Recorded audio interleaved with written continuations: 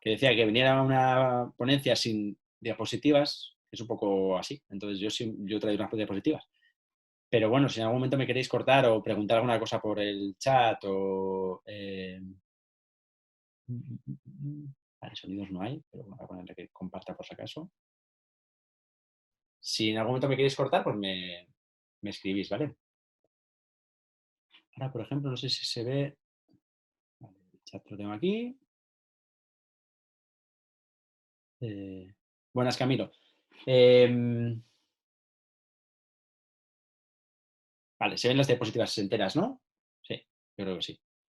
Lo veo en las dos pantallas, entonces entiendo que sí. Pues como os decía, yo voy a hablar un poquito de lo que es la motivación, por qué falla más de lo normal en TDAH, ¿vale? Que tiene que ver con unos mecanismos fisiológicos, neurofisiológicos. No voy a meterme en mucha materia porque al final esto, si queréis, yo os los voy a pasar las diapositivas. Y en este caso lo que he hecho ha sido, como a mí me parece que estos grupos son más para interaccionar, más que para dar ponencias teóricas y charlas. Lo que he hecho ha sido casi todo lo que voy a ir diciendo está escrito, por tanto luego con las diapositivas podéis ir remirando y siempre si tenéis alguna duda, pues en Ingada os darán mi email para preguntar lo que necesitéis. ¿Vale? Por tanto, pues bueno, pues algunas diapositivas las pasaré más rápido y no hablaremos de todo lo que hay en la diapositiva, pero por lo que os digo, porque tendréis muchas de las cosas escritas, ¿vale? Bueno, ¿qué es la motivación? Hay mucha gente que habla de motivación, habla de emoción, habla de aprendizaje, muchas veces de una manera casi como si fueran sinónimos.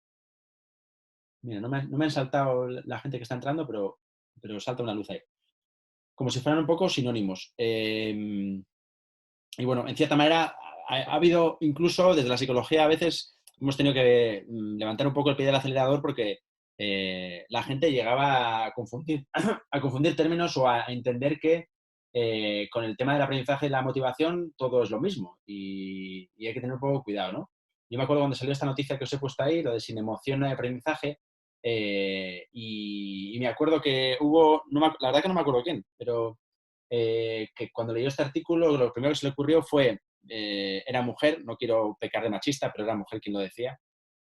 Lo digo porque eso es un contexto en el cual ella ponía ese mensaje y decía, hombre, pues la verdad es que yo no me emocioné mucho cuando aprendí a fregar y a limpiar la casa. Lo decía ella, no lo decía yo, no me tachéis a mí de machista. Pero aprendí y no tuve ningún problema. Tampoco, creo que también decía algo así como que las lavadoras a veces son complejas de entender y sin embargo no me hizo falta ninguna emoción. Y además, algo así decía como, si tuviera que asociar, era un artículo además de opinión de un periódico, si tuviera que asociar alguna emoción a poner la lavadora, la verdad que no serían positivas y sin embargo la ropa queda limpia. Entonces yo de ahí extraía un significado y era, creo que asociar emoción y aprendizaje a veces es un poco peligroso, porque lo que en verdad subyace a que aprendamos o no, no es tanto la emoción, sino la motivación. Y motivarse y emocionarse no es lo mismo. Es verdad que tienen un factor común, dijéramos, que es mover a la persona a hacer algo, ¿no? Motivar, mover. Cuando hay una emoción, hay cierto movimiento interno, no externo, pero sí un movimiento interno. Entonces, lo primero que nos tiene que quedar es, si queremos que alguien aprenda, tenemos que emocionarle de cierta manera, tenemos que moverle, no emocionarle. Y moverle sería una combinación entre emocionar y motivar, ¿vale? Entonces, claro, cuando motivamos a alguien, pues ya le estamos tocando, ya le estamos moviendo, ya le estamos incitando a que haga algo, ¿vale? Y esto es un poco con la frase también que también se puso de moda más o menos con esta noticia, que es de Benjamin Franklin, ¿no? Que decía que dime, él creo que era un pedagogo, si mal no recuerdo, y decía, dime y lo olvido, enséñame y lo recuerdo, pero involúcrame y lo aprendo, ¿vale? Esto sobre todo los profesores lo cogieron muy al vuelo y se dieron cuenta de que había que mover a los niños, había que involucrar en los aprendizajes a los niños porque de esa manera aprendían mucho más. De hecho, se dieron cuenta de que a menudo una clase teórica no servía de mucho y entonces empezamos un poco a cambiar las metodologías y empezamos a hacer más que los alumnos hicieran exposiciones, por ejemplo, de cara a que cuando haces exposiciones ya los temas te mueven. Incluso hubo profesores que cambiaron un poco la forma de ver las cosas y en vez de imponerles aprendizajes, lo que hacían... Uy.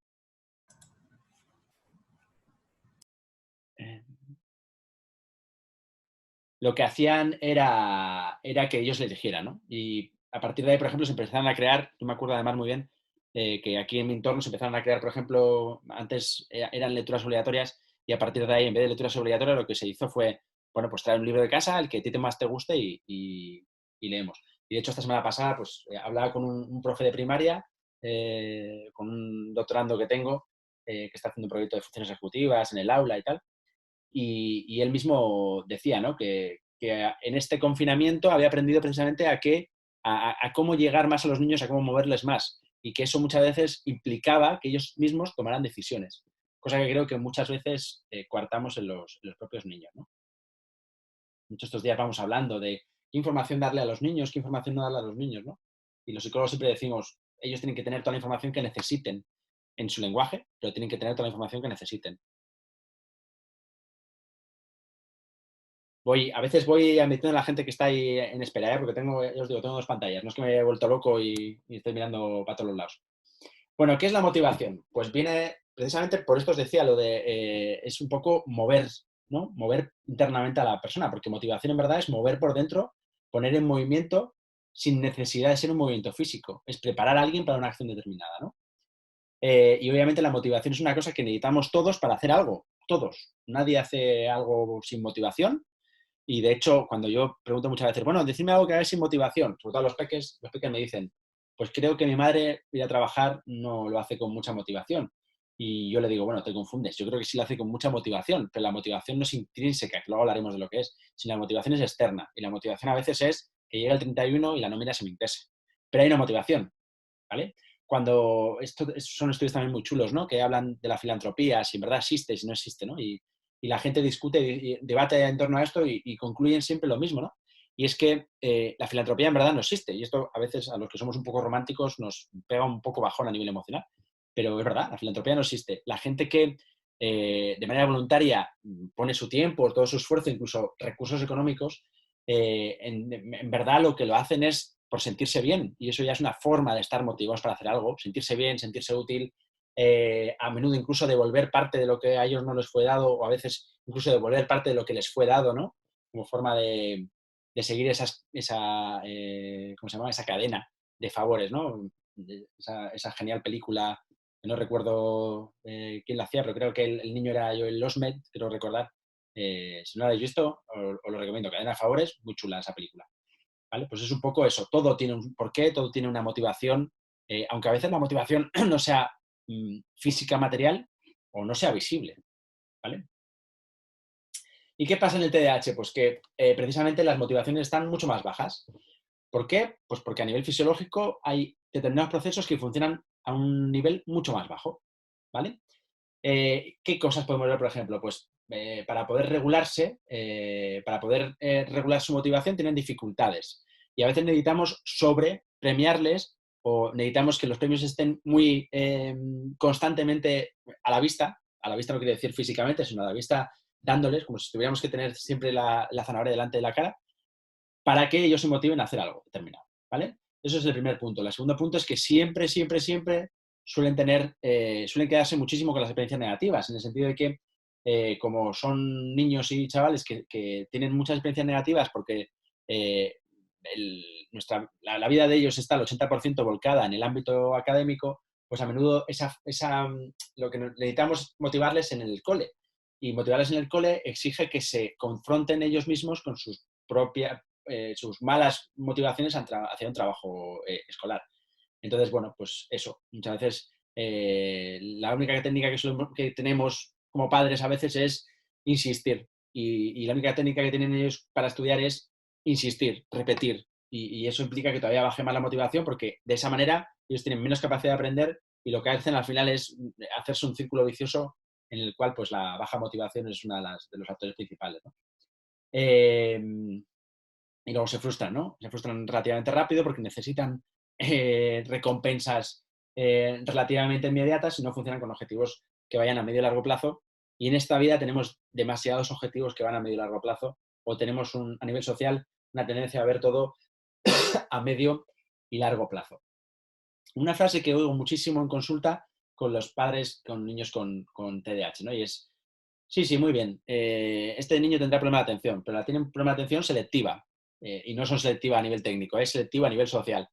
¿Por qué? Porque les cuesta muchísimo hacer tareas del cole, pero sin embargo cuando tienen que jugar a la Play, pues ahí no les cuesta absolutamente nada, o cuando tienen que estar con los Legos, no les cuesta nada. Eso quiere decir que saben muy bien lo que les interesa y lo que no.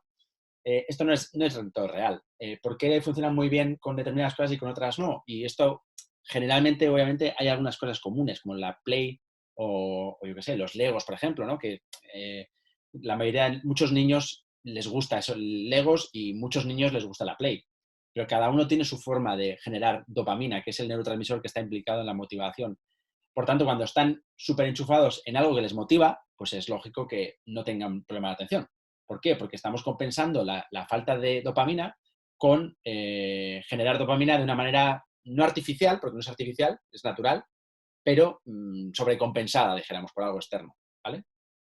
Por tanto, es normal que se aburran con las mates o no estén centrados en las mates, pero sin embargo con la Play se pueden pasar incluso más horas de lo que se podría pasar un niño relativamente normal.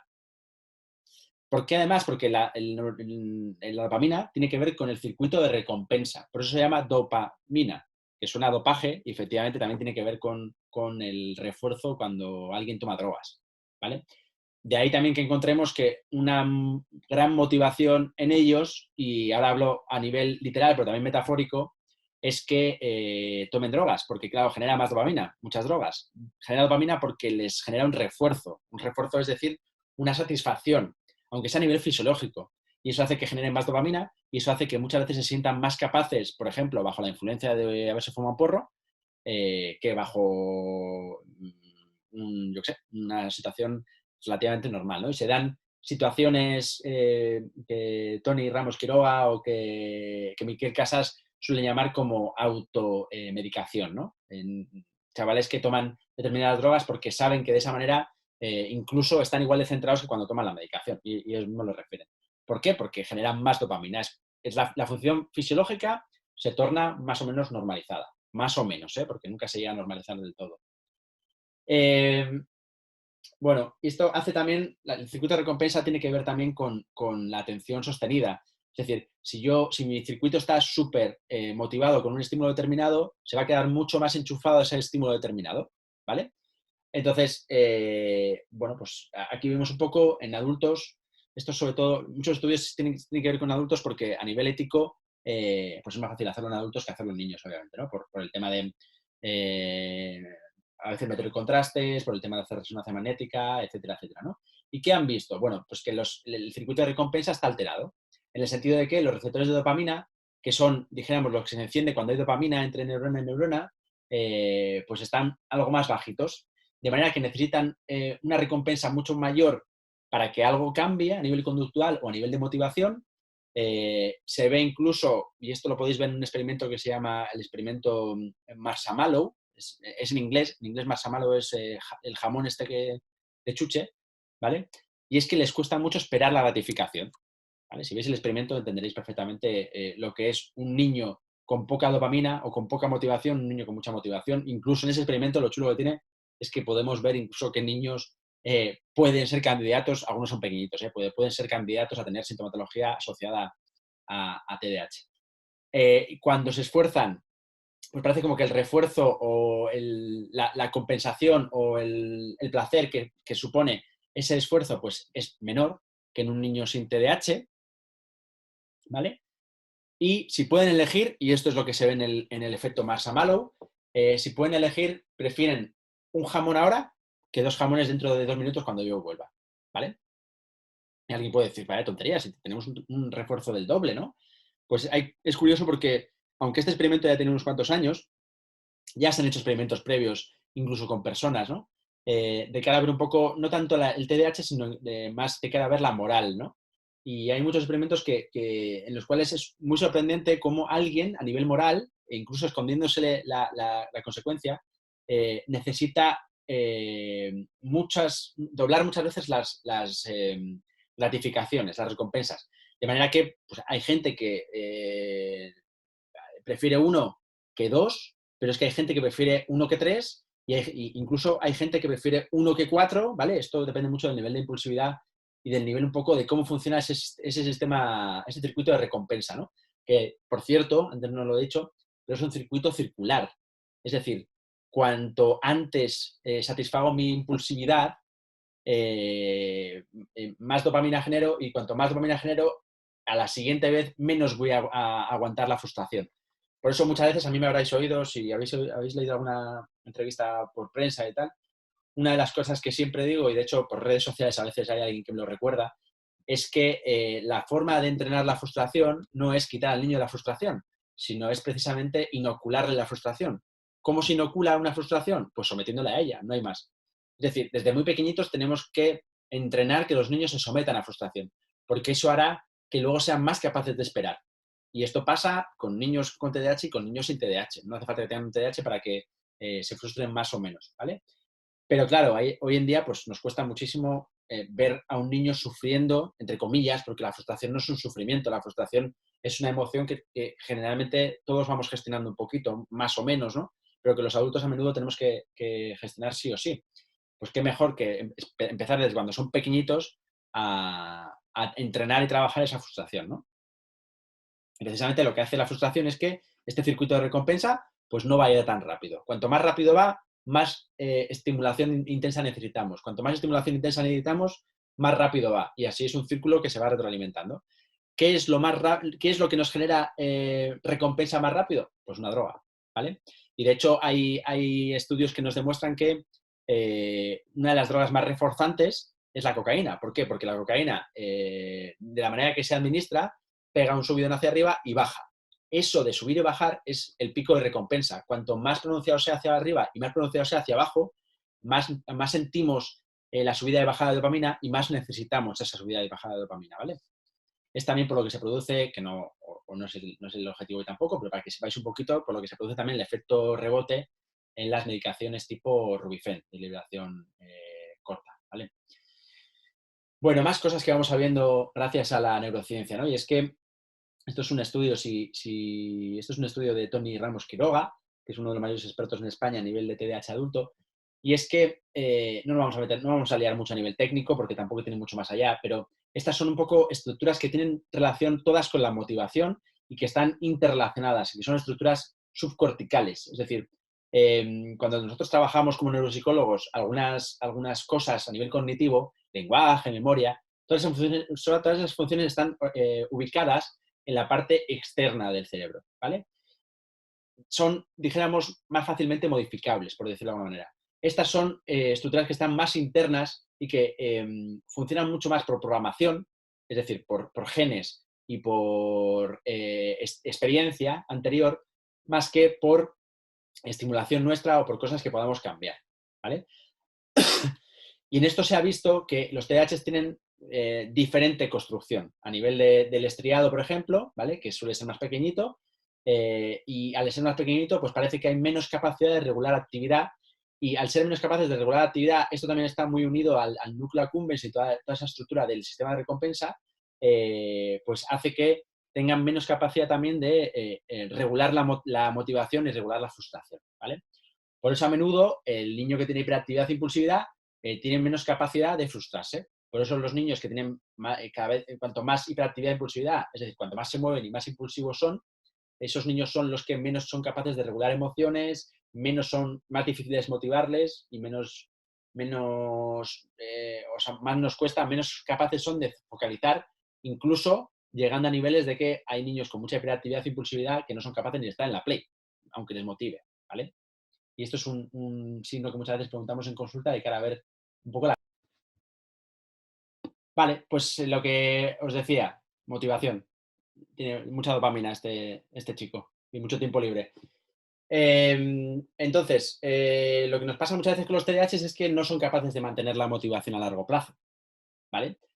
Por tanto, lo que tenemos que hacer muchas veces es intentar... Sí, he intentado silenciar a todo el mundo y le doy a silenciar a todo el mundo, pero no me deja silenciar a todo el mundo. No sé por qué. Ah, vale, ya está, ya está, ya está, ya está. Ya sé por qué, porque había un tic que decía que se podía permitir volver a encender los micrófonos. Luego, al final, si queréis, os doy paso para que hagáis preguntas, ¿eh? Esto, lo que os decía, que no hay motivación a largo plazo. Por tanto, tenemos que intentar partir los objetivos, ¿vale? Esto es, con los niños con TDAH, niños y chavales, hacemos un poquito como con los niños pequeñitos.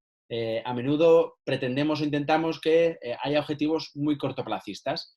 Eso sin renunciar a objetivos largoplacistas, pero siempre y cuando estén muy bien eh, identificados y muy bien a ver cómo lo puedo decir, muy bien visualizados, ¿vale? Por eso muchas veces con los niños y con los chavales y niños con TDAH, lo que hacemos es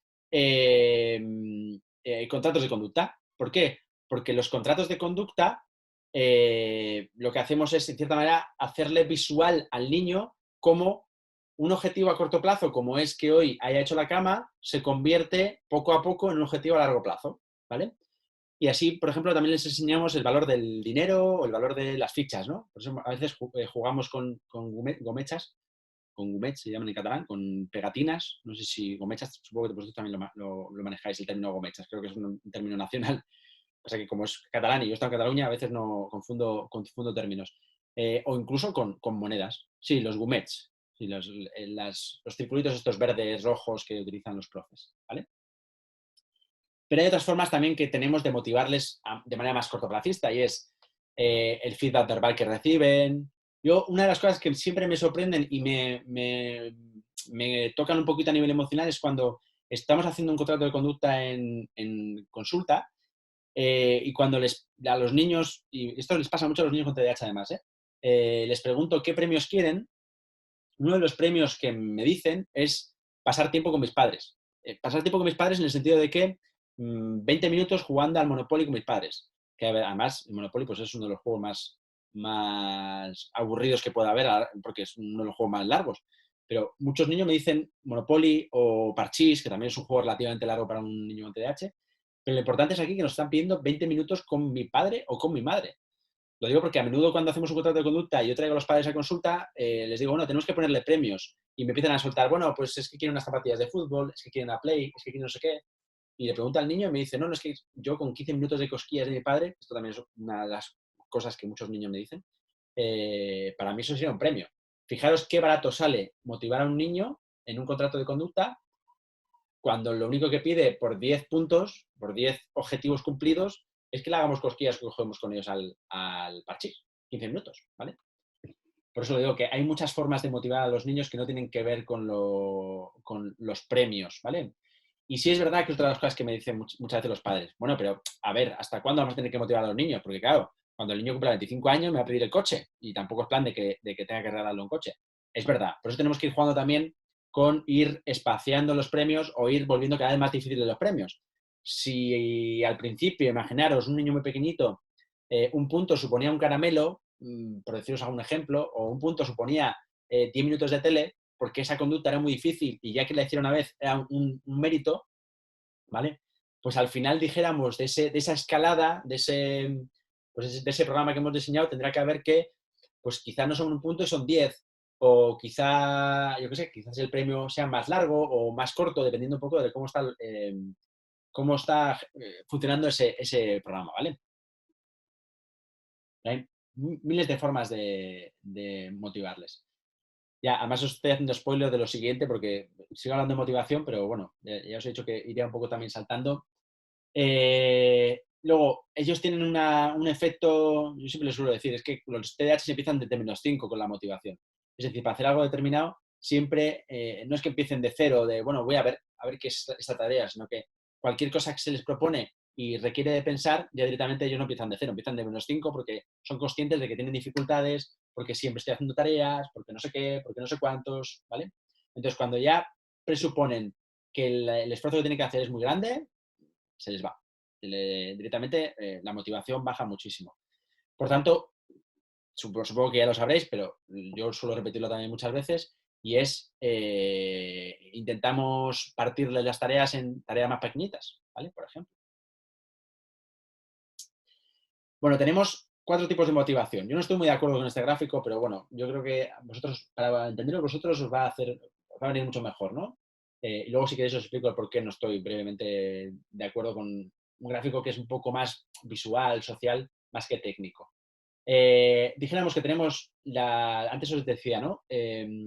a veces generamos motivación extrínseca e intrínseca. Esto simplemente si la motivación viene de fuera o si la motivación viene de dentro, in o ex, ¿vale? Como es exógena y endógena. Si exógeno es cuando tomamos algo desde fuera y endógeno es cuando nuestro cuerpo genera algo de por sí naturalmente, ¿vale? Por tanto, siempre que motivemos a alguien, generalmente cuando es un niño, empezamos por cosas muy extrínsecas, muy externas, ¿vale? Esto está genial al principio, cuando sobre todo es una conducta que la persona o el niño con el que queremos trabajar, pues le cuesta muchísimo. Obviamente le tenemos que premiar, ¿vale? Y le tenemos que premiar desde fuera y a veces con cosas muy, muy físicas y muy materializables y muy palpables. Esto no está mal, ¿vale? Lo que está mal es que no volvamos estas gratificaciones, estas recompensas a intrínsecas. Os explico el porqué, ¿vale? Porque si imaginaros que hemos funcionado con un chaval, y esto pasa a menudo, ¿eh? Cuando funcionamos en exceso con contratos de conducta, con contratos de premio, llega un momento que el sistema se vuelve en contra nuestro, ¿vale? Y claro, tenemos que ir subiendo los premios y llega un momento en el cual pues el chaval dice, no, si no me das 2 euros no te voy a hacer el no sé qué, porque esto no es algo que habíamos pactado, ¿vale? Esto los adolescentes lo hacen muchísimo porque son muy hábiles en este sentido y los que tienen TDAH, pues más todavía porque generan muchas alternativas y como piensan muchas cosas, pues siempre se les ocurre también cómo volver todos los sistemas a su favor, que tienen TDAH, tontos no son, al revés, muchos de ellos son muy listos y a veces aprovechan para este tipo de cosas, ¿no? Para el tema social, pero también para el tema de cómo puedo sacar yo ganancia, ¿no? De hecho, con alguno de ellos, esto es una anécdota muy curiosa siempre, pero con alguno de ellos, ahora ya últimamente no tanto, ¿no? Pero hace como un año o dos se me juntaron 4 o 5 adolescentes en consulta que su mayor ocupación en la cabeza era pensar cómo se podía hacer una vida que requiriera el menor esfuerzo posible, pero sin embargo ganando el mayor dinero posible. Entonces, me coincidieron como en un espacio de 2 o 3 meses, 4 o 5 adolescentes dándole vueltas a que traían cada semana a consulta cosas que decías, joder, esto no se me había ocurrido a mí en la vida. Y te decía, no, si hago no sé qué y no sé cuántos, mira, con este esfuerzo tan poquito consigo no sé qué. Y claro, te quedas un poco alucinado porque a veces el mecanismo tenía cierto sentido. Obviamente, a veces está exagerado, ¿no? Por ejemplo, cuando ellos dicen, no, es que con 1 euro que apueste yo en el RETA, en el sistema este de apuestas de fútbol, pues es que voy a ganar 1.000 euros, ¿vale? Es un poco el pensamiento que a veces tienen los TDAHs a nivel impulsivo de no me sale, no elaborarlo mucho, ¿no? Pero a veces también generan otro tipo de sistemas que son mucho más elaborados que dices, menuda inventiva tiene, ¿cuánto tiempo llevará este chaval pensándolo? Entonces, tenemos que intentar que sea intrínseca, en el sentido de que si es siempre extrínseco y lo hago porque me dan premios, pues tenemos un problema porque nunca llegaré a entender que eso que tú me estás enseñando como padre, al principio te lo voy a premiar yo porque tienes que ver tú la necesidad que tienes tú mismo. Pero tenemos que ir haciendo pasos para que progresivamente eso se vuelva algo que yo quiera hacer. Yo lo hago porque me gusta, porque estoy súper contento, porque me siento súper bien cuando hago no sé qué, ¿vale? Esto es verdad que es todo un reto cuando los objetivos que se tienen es a nivel conductual de hacer la cama. Porque, bueno, pues muchos adultos, yo me incluyo, a veces no le veo mucha necesidad de remeter, igual esto también es un bagaje que yo tengo de mi madre, de remeter tanto las sábanas o de que el cojín quede en posición de 90 grados, ¿no? Que a algunas madres os pasa y quizás los padres esto no tenemos tanta tendencia de esto. Entonces, bueno, pues a veces hay que motivar uniendo las dos, pero sobre todo tenemos que intentar llegar a que sea un 100% intrínseco, ¿vale? No sé si me he explicado. Si no me escribís, ¿eh? Si veis que hay alguna cosa que no entendéis, podéis escribir por el chat, que lo estoy viendo y paro o replanteo alguna cosa, lo que sea, ¿vale?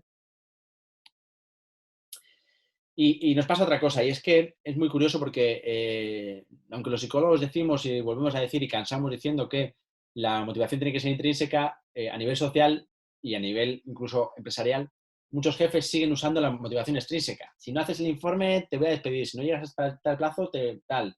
Si escribes este informe, además este es el sistema de remuneración, de nómina que tenemos. Si escribes este informe, te pago 100 euros, ¿no? A veces hay freelance que trabajan por trabajo hecho, ¿no? O sea, que cobran por trabajo hecho. Y esto a corto plazo pues está genial, pero si lo que quieres es generar una fidelidad o que esa persona esté contenta con el trabajo, no funciona. No funciona porque al final depende más de la recompensa. Y claro, las recompensas se van gastando. Es decir, necesitamos en cierta manera desear la recompensa. Si yo por cada informe que hago gano 100 euros, llegará un momento en el cual cada informe por 100 euros no me suponga gratificación, ¿vale? Entonces tendré que subir el precio del informe porque si no el trabajador se me va a ir y ahí tenemos un problema, ¿no? Por eso hay que meter también factores intrínsecos, relación de grupo, relaciones personales, en cierta manera también el sentirme autorrealizado en el trabajo, ¿no? Que es una de las cosas más intrínsecas y que sin embargo más aporta a que yo me quiera quedar en un trabajo determinado, ¿no? Bueno, aquí tenéis un gráfico que yo creo que también es muy, muy simple y muy fácil de descifrar y de interpretar. En la motivación, pues necesitamos desear lo que queremos hacer, ¿vale?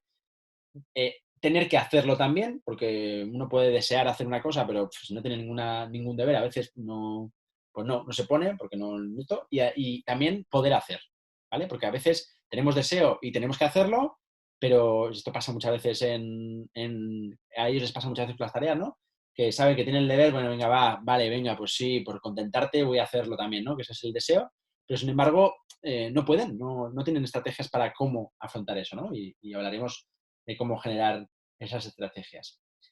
Bueno, esto es un poco más técnico, aquí simplemente pasaré por no liaros más y por tampoco eternizarme, pero al final lo que tenemos que hacer es un poco, yo creo que ¿no? El puntero, ¿verdad? Porque yo aquí voy ahí jugando con el puntero a veces y sí, ¿verdad? Vale. Lo que tenemos que hacer es un poco esta escalera, ¿vale? Es, en cierta manera, que el niño crea que lo ha hecho por propia satisfacción. Lo digo que el niño crea, lo digo adrede, porque a veces no tiene por qué ser real, ¿vale? A veces, sobre todo con los niños pequeñitos, jugamos con su motivación. Jugamos siempre que sea a bien, ¿eh? Y a veces les engañamos en el sentido de que lo has hecho tú, por ejemplo, con los niños más pequeñitos, ¿no?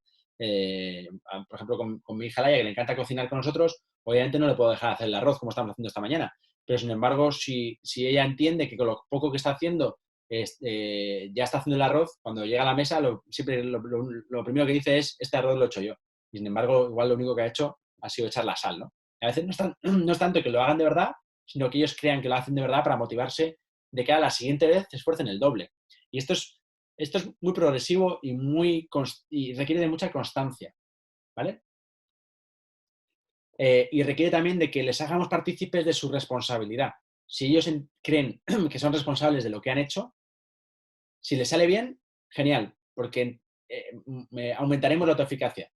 Y si les sale mal, pues mal, porque de cierta manera la responsabilidad les pesará más, ¿vale?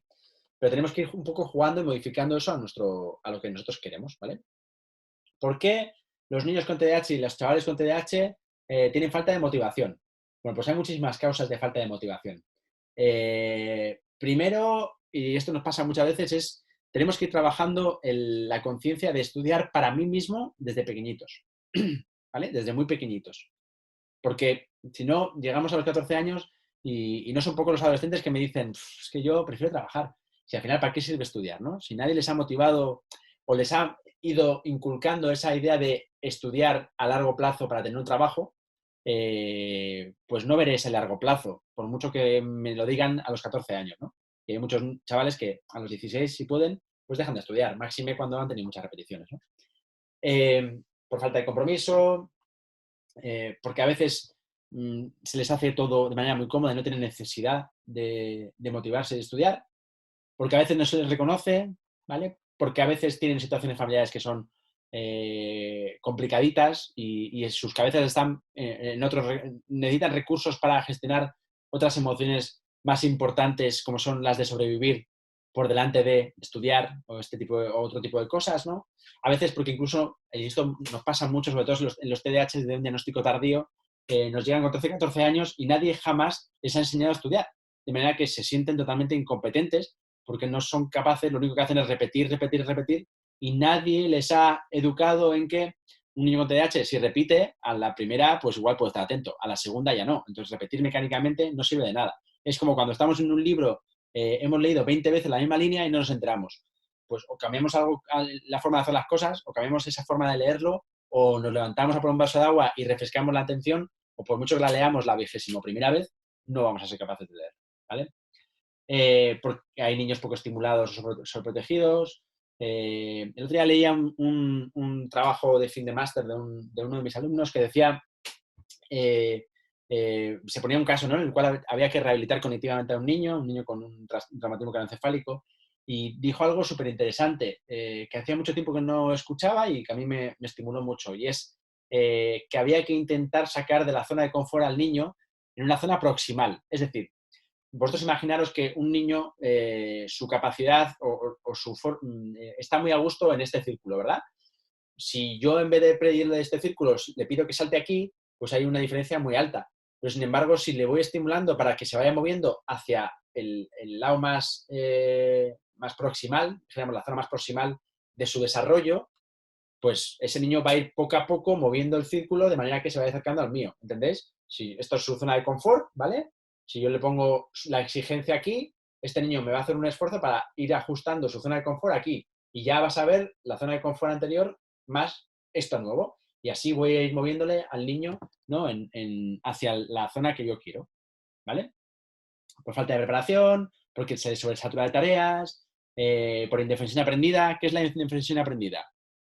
Cuando a veces castigamos y recompensamos de una manera casi aleatoria. El niño aprende que da igual lo que yo haga. Si a veces me castigan y a veces me premian, por tanto, ¿para qué voy a esforzarme, no? Y al final son niños que terminan por tirar la toalla porque entienden que su esfuerzo no se recompensa o no se ve después reflejado en el resultado que al final tienen, ¿no? Por falta de objetivos o por voluntad débil. Es verdad que hay niños que les cuesta mucho más ponerse, ¿no? Obviamente, un niño que es gordito, si le pedimos una actividad física, pues le va a costar mucho más. Al igual que yo que sé, que un niño que es muy flaquito, muy, muy bajito, pues si le pedimos que levante una pesa de 20 kilos, pues le va a costar mucho más, ¿vale? Cada uno tiene sus debilidades y tiene sus puntos fuertes. Lo bueno que tenemos los padres es que somos los que mejor conocemos a nuestros niños, o por lo menos debería ser así, y por tanto siempre sabemos un poco las causas de su falta de motivación. Y lo que tenemos que hacer como familia precisamente es generar que ese motor se mueva, ¿sí? Haciéndoles que se tengan que mover a sus áreas de desarrollo proximal, ¿sí? Y haciéndoles que, pues bueno, pues vayan descubriendo mundo, vayan descubriendo nuevos refuerzos, vayan descubriendo qué cosas les gusta y qué cosas no, pero sobre todo haciéndoles que eso sea diario, progresivo, constante, y que vean cómo eso es lo que trae el resultado. No trabajar un día determinado, 5 minutos determinados, ¿vale? Supongo que estas frases os suenan, ¿verdad? Y sobre todo la macho esta, la madre esta que tenemos aquí, también nos sonará, ¿verdad? Se distrae constantemente, no tiene interés, es una batalla todos los días hacer los deberes, se le olvida apuntar los deberes, la agenda es una batalla. Bueno, ¿qué podemos hacer para que esto se convierta menos en una lucha y más en un tú a tú en el que los dos trabajamos para unos objetivos comunes, pero sobre todo, para que te des cuenta de que tú eres el que tienes que trabajar más, para que te des cuenta de que la responsabilidad y el objetivo es tuyo, no es mío, pero yo estoy ahí para apoyarte, ¿vale? Ayuda y apoyo no es lo mismo, ¿vale? Ayuda es darte un empujón o empujarte para que llegues a la meta, y apoyo es, bueno, si te caes, tienes mi mano para poder agarrarte, ¿vale? Son cosas muy diferentes. Lo primero, conocer sí o sí las características del niño. Y si ahora no sois capaces, por ejemplo, de hacer una lista con 5 cosas positivas y 5 cosas negativas del niño, tenemos un problema. Os tendréis que parar a pensar, a reflexionar esas 5 cosas positivas y esas 5 cosas negativas. Y son tan necesarias las positivas como las negativas, porque nos tendremos que agarrar y nos tendremos que apoyar en las positivas para desarrollar las negativas, ¿vale? ¿Cuándo empezó a desmotivarse? ¿Es algo de toda la vida? ¿Es algo que ha sido progresivo? Esto costará mucho más quitarlo. ¿O es algo que he pensado hace unos meses? Porque igual tenemos por detrás un bullying, un acoso, tenemos por detrás en los adolescentes sobre todo, su chico le ha dejado, ¿vale? Ostras, no sabíamos que tenía chico. Fijaros qué diferente es: no se motiva desde hace 2 meses, no se motiva desde que empezó el coronavirus, o no se motiva desde que tenía 6 años, ¿vale? Porque los procesos de trabajo que tendremos que hacer para generar motivación son totalmente diferentes, ¿vale? Punto 3, y este nos cuesta muchísimo. Tenemos que ser modelos y dar ejemplo. Yo he vivido más de una situación, y la verdad es que yo esto como padre a veces me avergüenzo, ¿no?, por pertenecer a la misma condición de padres progenitores chicos, de hacer una planificación de tareas familiares y le digo, bueno, mira, tú vas a hacer no sé qué y venga, vamos a generar para tu hermana. Incluso les traigo a consulta a la hermana para que hagamos entre todos un modelo relativamente equitativo de las tareas que se va a encargar cada uno a nivel comunitario en casa. Y lo primero que me dice el niño o el chaval es, el niño muchas veces, también os digo, no es por chaval, por picardía, es, bueno, muy bien, ¿y cómo pretenderás que esto lo haga mi padre? Y le pregunto, ¿pero cómo? ¿Tu padre no hace nada en casa o qué? Me dice, no, a veces llega a las 7 de la tarde y se sienta en el sofá. Y yo me temo que esto va a traer cola en casa, va a traer follón en casa, porque claro, si se sienta en el sofá, ¿por qué yo tengo que bajar la basura? ¿Por qué yo tengo que poner la mesa? ¿O por qué yo tengo que, a veces yo lo aprovecho, ¿no? Aprovecho si tienen bastante capacidad para intentar estimular el sistema familiar y que sean ellos los que hagan un poco de coterapeutas con sus padres para pinchar a sus padres a que hagan tareas, ¿no?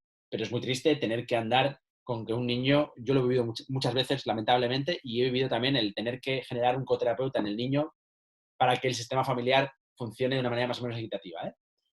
Y luego, otra de las cosas que podemos hacer es revisar si las condiciones de estudio que tienen es la mejor.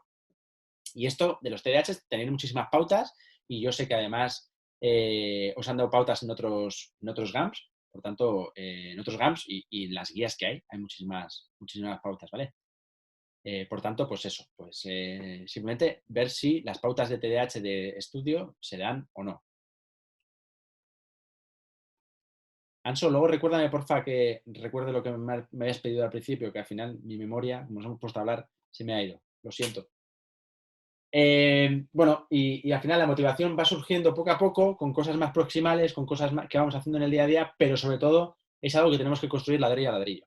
Yo me encuentro con el 90-95% de las familias que tienen problemas de motivar a sus hijos, tiene que ver porque intentan motivarles cuando tienen 18 años.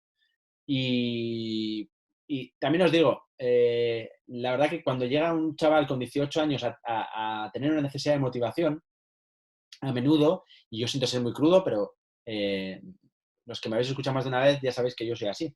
Pero a menudo con 18 años ya han encontrado su motivación. Y precisamente no han encontrado su motivación en cosas adaptativas como pueden ser dibujar, crear o yo qué sé, o construir Legos, ¿vale? Sino que a menudo, teniendo en cuenta que el inicio de la sexualidad y que de las drogas en España, y tenéis ahí el estudio el último estudio del Ministerio de Sanidad, que creo que es de febrero, enero, no me acuerdo muy bien, del año 2019, el primer inicio en sexualidad y drogas anda en torno a los 12-13 años, por tanto tenemos que motivarle mucho antes.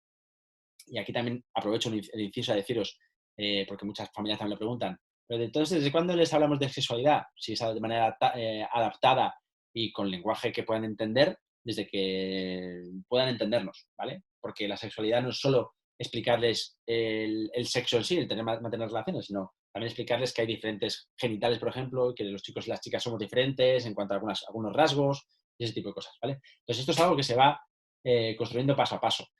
Huelga decir, obviamente, que la motivación no la podemos construir si la relación con nuestros hijos está totalmente truncada y no hay puentes. ¿Por qué? Porque entonces no estaremos cerca de ellos, no podremos ir construyendo ladrillos porque están muy lejos, ¿vale? Y tienen que percibir tres cosas. Que las expectativas estén ajustadas y adecuadas. Que tengamos los objetivos bien definidos, ¿vale? Y que podamos desarrollar y aplicar un plan que hayamos ya diseñado previamente, ¿vale? Y esto es muy importante, desarrollar y aplicar el plan, ¿sí? Bueno, esto es una cosa que nos pasa muy a nivel social. A mí me suele gustar preguntar a los padres que están embarazados, bueno, a la madre que está embarazada y al padre que va a tener el niño, me suele gustar preguntar, quizás a veces por meter un poco el dedo en el ojo, ¿qué les gustaría que fueran sus hijos? Y todos caen en la trampa de decirme que les gustaría que fueran sus hijos, en el sentido de que a menudo, y esto supongo que cuando vemos los hijos de los demás es mucho más fácil, yo también me lo atribuyo porque yo también soy consciente de ello, queremos que nuestros hijos sean algo determinado sin siquiera que tengan suficiente edad como para haber mostrado unas particularidades, unas características determinadas. ¿Sí? Entonces, ¿qué pasa? Que estamos volcando nuestras expectativas en ellos y quizás ellos no quieren esas expectativas nuestras. Quizás no quieren ser médicos o quizás no quieren llegar a la universidad, ¿no? O quizás no quieren, yo qué sé. Para ellos el objetivo en la vida no es tener un buen trabajo, en cierta manera, tener un buen trabajo en el sentido de que el buen trabajo es empresario, ¿no? Me acuerdo además cuando yo tenía pues 16, 17 años, ¿no? Mis padres me intentaban aconsejar a que yo me metiera médico o que yo me metiera empresario o que yo me metiera, ¿no? Y bueno, pues quizás es que no era eso, ya al final terminé de psicólogo y quizás es que la motivación de ese niño no es ese, ¿no? Y de hecho, vemos muchos niños que precisamente hacen justamente lo contrario de lo que los padres piden, ¿no? Las metas. Esto es muy importante que siempre, siempre, siempre, y es uno de los errores más grandes, establezcamos las metas con ellos mismos, ¿vale? Generalmente, o sea, especialmente cuando ellos tienen una cierta edad, porque ellos son capaces de establecer objetivos, sobre todo a corto plazo, ¿vale? Que son las metas más importantes y en el TDAH son las donde más incisión y donde más vamos a volcar, ¿vale? Pero siempre tienen que opinar en un contrato de conducta, en una mudanza de casa, en una, yo qué sé, en una decisión de... No se me ocurre. Y aquí también os lo digo a vosotros, en cierta manera, sin que ellos nos escuchen, ¿no? Y es, a veces no hace falta que ellos decidan realmente. A veces solo hace falta que ellos crean que están decidiendo realmente, especialmente los niños pequeños, ¿no? Y se les pueda moldar, se les puede no engañar, pero sí, en cierta manera, hacer creer que ellos toman parte de esa decisión sin que en verdad lo único que hayan hecho, como antes os decía, era echar sal a la paella, ¿vale? Por lo tanto, tenemos que tener lo que nuestros padres decían mano izquierda, ¿verdad? Eh, y bueno, pues hay que anotarlo en algún lado, que sean visibles para que el niño con TDAH lo vea, ¿no? Pueda verlo en un tablón, ¿no? Yo aquí, por ejemplo, tengo dos que siempre me van recordando un poco los objetivos que voy teniendo a corto, medio y largo plazo, ¿vale? Y aquí os pongo un poco, pues algunos ejemplos, ¿vale?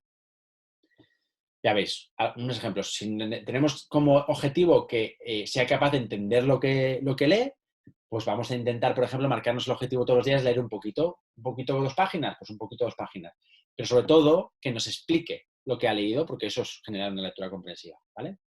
Y luego, además, mira, hoy lo hemos hecho. Ah, mira, hoy en vez de 2, el niño estaba muy motivado y ha tenido 3. Oye, mira, pues hoy, como lo has hecho súper bien, aunque has leído una página, pero es que te notaba muy cansado y he visto que has hecho un sobreesfuerzo, pues encima vamos a jugar un ratito, o te voy a leer yo un cuento que te gusta, o vamos a jugar juntos a no sé qué, porque te has esforzado, ¿vale? Lo que cuenta siempre es esforzarse, más que el objetivo, que hayan conseguido el objetivo, ¿vale? Bueno, los adolescentes es primordial que ellos decidan sobre la mayoría de cosas sobre las que vamos decidiendo y sobre las que ellos son los primeros responsables, ¿no? Y por tanto, lo primero que solemos hacer siempre es, bueno, tenemos este problema, una vez que haya reconocido el chaval el problema, que a veces se les contrapone con los problemas. Nos encontramos a menudo, otro inciso que hago, con problemas a nivel de los padres tienen este objetivo terapéutico en consulta y le pregunto al chaval y me dice cosas que no tienen nada que ver con el objetivo terapéutico de los padres. Algo ahí no está funcionando muy bien, ¿vale? O los padres no entienden muy bien las necesidades del chaval, o pudiera ser, esto es lo que más pasa, o podría ser que el chaval no es muy consciente de las necesidades que tiene, que también pasa, ¿eh? ¿Vale? Entonces, los chavales funcionan entendiendo que deciden las cosas por sí mismos, entendiendo que son autónomos, entendiendo que se parecen a los demás, aunque quieran diferenciarse de los demás, en el sentido de que, bueno, tienen los mismos privilegios que los demás, son capaces de hacer las mismas cosas que los demás, estudiar, trabajar, lo que necesiten, ¿vale? Y a veces también podemos jugar con esto, en el sentido de reforzarles o penalizarles en el sentido de que, en función de si en verdad están consiguiendo o no están consiguiendo, ¿no? Bueno, desarrollar y aplicar nuestro plan. Esto con los niños pequeñitos queda muy bien que lo hagamos una especie de recorrido sinusoide en el cual tenemos diferentes etapas pequeñitas, pero al final tenemos una meta que es una meta muy grande, ¿vale? Por ejemplo, muy habitual, la Play, ¿vale? Pero la Play exige que sean 200 puntos de contrato de conducta. 200 puntos. Uf, muchísimo. Bueno, pues no pasa nada. Vamos a partirlo en trocitos. ¿Cómo vamos a conseguir esos 200 puntos? Yo les explico, mira, 200 puntos no son tanto. Si a la semana puedes ganar 40 o a 30, los que sean, ¿no? Y así se les va motivando. Mira, si cada día puedes ganar 5, pues 5 de los 200 necesitaríamos 20 días, tampoco son muchos, ¿no? He hecho la suma así rápido, ¿eh? No sé si son 200 o no, pero he hecho la suma rápido. Por tanto, tenemos que tener tanto objetivos a corto plazo como objetivos a largo plazo. ¿Por qué? Porque es verdad que ellos son más cortoplacistas, pero nos van a agradecer mucho que les vayamos enseñando que los objetivos a corto plazo al final derivan en algo mucho más grande, ¿vale? Que además nos genera una satisfacción el triple de grande, el cuádruple de grande o 10 veces más grande de lo que genera cada uno de los pasitos de esa etapa, ¿vale? Bueno, y aquí pues determinamos, por ejemplo, los horarios que va a dedicar el niño al estudio. Esto tiene que ser realista. Yo me he encontrado muchos chavales que les decía, ¿no? Tercero o cuarto de la ESO. Les decía, bueno, ¿cuánto tiempo vas a necesitar tú para invertir cada día para sacar cuarto de la ESO? Y algunos chavales me dicen, una hora al día suficiente. Bueno, una hora al día no está mal, ¿no? Yo suelo preguntar, bueno, pero una hora al día, además de los deberes o incluyendo los deberes. Y aquí es donde vemos un poco si se ajustan o no. No, una hora al día con todo. Hombre, pues puede ser que tú no estés muy ajustado a la realidad. Una hora al día con deberes y todo va a ser casi imposible en cuarto de la ESO. Entonces ahí tenemos que trabajar determinadas cosas como padres y en consulta como terapeutas que son ajustar un poco la realidad. Mira, ¿cuántos exámenes puedes tener en una semana? Mira, ¿cuánto esfuerzo te puede suponer un ejercicio? ¿No? Esto quizás es un pensamiento más en septiembre de ellos, de con una hora al día me vale. Y luego vamos a ir mirando. Octubre, ¿cómo lo llevamos? Pues las evaluaciones me han dado por todos lados. ¿Ves? Que una hora igual no era suficiente, ¿no? Y ir un poco negociando, para adelante, para atrás, sobre todo con los chavales, ¿no? Ellos también se proponen tiempos y objetivos que son poco realistas, ¿eh? Por eso os lo decía. Y luego también veremos un poquito cuáles son las necesidades de los padres. Siempre, esto nos pasa siempre, y los que tenéis chavales, os habrá pasado seguro. Cuando empiezan a salir, los chavales quieren llegar a las 5 de la mañana y los padres quieren que estén cuanto antes mejor y si pueden ser a las 10 en casa y que no hayan tocado, si puede ser, a nadie del sexo contrario, ¿no? Pues es normal, pero siempre partimos de dos posiciones que poco a poco se van acercando y al final quizás es a las 2 de la mañana y aunque le dices, oye, cuidado que haces con lo que haces con las chicas, él lo esconde y bueno, pues mira, al final un trato, ¿no? Tú no te enteras de que está con una chica y él en cierta manera pues se ha dado cuenta y es un poco responsable de lo que tenía que hacer, ¿vale? Enseñar estrategias de estudio, ¿vale? Por ejemplo, autoinstrucciones. Si no, si no habéis utilizado autoinstrucciones nunca, muy importante que aprendáis a utilizarlas. Funcionan genial cognitivamente, pero muy bien. De hecho, es una de las técnicas que más funcionan. El que alguien verbalice a sí mismo los pasos que tiene que dar en un momento determinado, ¿vale? La información, cuanto más visual, mejor, ¿sí? Con colores, con diagramas. Esto nos cuesta un mundo. Yo me dejo los cuernos por convencerles a muchos chavales de que estudien con esquemas y si puede ser con coloritos, mejor, ¿vale? Es verdad, es un esfuerzo. Pero muchas veces con poquitas cosas, con esquemas pequeñitos, vamos poco a poco haciendo algo más grande, en el sentido de que a veces yo también soy un poco burro y les digo, mira, va, la Revolución Francesa. Tenemos un ejercicio para hacer esquemas con la Revolución Francesa con adolescentes mayores. Y claro, la Revolución Francesa son 2 páginas en el cual es todo como muy denso, muy árido, lo que cuesta la vida, ¿no? Pues igual empezar con los tipos de animales, ¿sí? Que este esquema se suele hacer en segundo de primaria y tercero de primaria, pues nos viene mejor incluso para enseñarle la mecánica del esquema, ¿vale? Porque a veces queremos que hagan esquemas, que aprendan a hacer esquemas de golpe, haciendo un esquema sobre un tema de bio que es súper denso, con muchos contenidos, etcétera, ¿vale? Voy metiendo muchas estrategias para que vosotros vayáis también hilándolo con cosas que podéis un poco luego utilizar en casa, ¿eh? Que no están aquí, pero yo siempre suelo decir que el daros soluciones hace que nos acomodemos y yo creo que es mejor aprender a pescar que darte peces porque comerás un día, pero mañana tendrás que pescar tú. Por tanto, yo prefiero generar procesos de reflexión y procesos críticos más que generar recursos per se. Que luego en consulta cada uno utiliza el suyo y además hay que adaptarlo mucho a nivel individual. Bueno, tenemos opción de hacer fichas, periodos de estudio y periodos de descanso. Muy importante planificar los periodos de descanso, muy importante.